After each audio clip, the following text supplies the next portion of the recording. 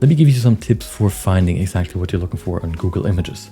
First of all, if you look, for example, for like One Piece character sheets, you'll find stuff like this. But what if you don't really exactly find what you're looking for? What you can then do is go here to, where was it? Tools? Yes. Here in the tools section, you can fine tune your search even more. Something that I actually just recently discovered, which is pretty useful actually, is not necessarily the size or the color, but the type. If you go to the type, you can choose, for example, like line drawing, and all of a sudden all you're finding are these kind of things. Look how we had these red, like these colored things, but if you only want to have like black and white stuff, ta-da, now we have only that stuff. Pretty cool. Of course, we have the other thing too, which was, what was the other one? Clip art, for example. I don't know if GIF would be useful. Maybe if you're looking for like video clips, maybe you can find one there. Maybe you remember seeing one before and then you want to find it again. You can filter for GIFs. PureRef can also import GIFs. So, you know, also something useful that you can find. But this is just the surface of what you can do, okay?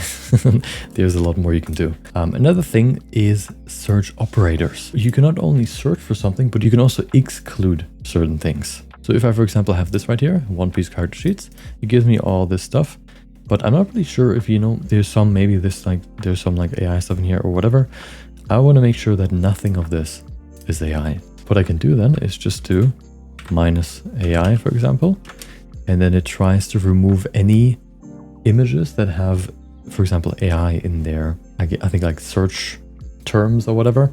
It tries to remove those. To be a bit more exact, what you can do is like -AI, -Midjourney, for example, and then -generated, for example, just to be a bit more exact and weed out even more stuff that you don't want to have. And all of a sudden it should be much cleaner and much less unnecessary stuff that you just don't want to have. Of course, you don't need to do this with AI, Midjourney, whatever. You can do it with other stuff like, oh, One Piece character sheets and then oh, we have a Zoro one right there. Let's go like this. I haven't tried this. Let's see what happens. He's still there. Oh, no. We can't escape him. But at least now, you know, like with this minus whatever, you can make sure that some certain things just don't appear. Or at least you can minimize the chance of it. Another thing you can do is if you want to look for something exactly. So for example, if you remember I don't know, like an Instagram post or like an article that had a certain headline. What you can then do is how Google Images treats this. What you write in here is that it kind of just takes these words on their own and tries to find images that match all of the ones that you put in there, or most of them. But if you want something that is exactly what you're looking for, like character sheets, for example, you can do whatever these are called, crow sheet, whatever. And that makes sure that Google treats it as one phrase.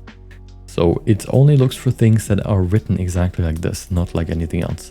If there's something very specific that you're looking for, this might allow you to find exactly that. It might be a bit less, like more niche to use this, but I can still see it being useful if you're trying to find something very, very specific. The last feature that I want to give you as very useful is this one, the reverse image search. So let's say we have an image. Let's see if I can find one. I had one before.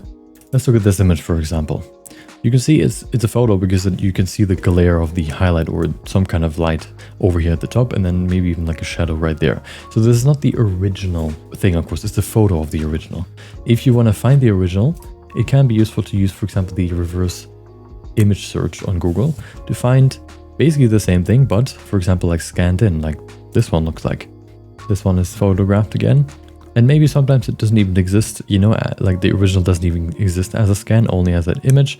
But at least this way you can see if you can find the distortionless and like extra effects less reference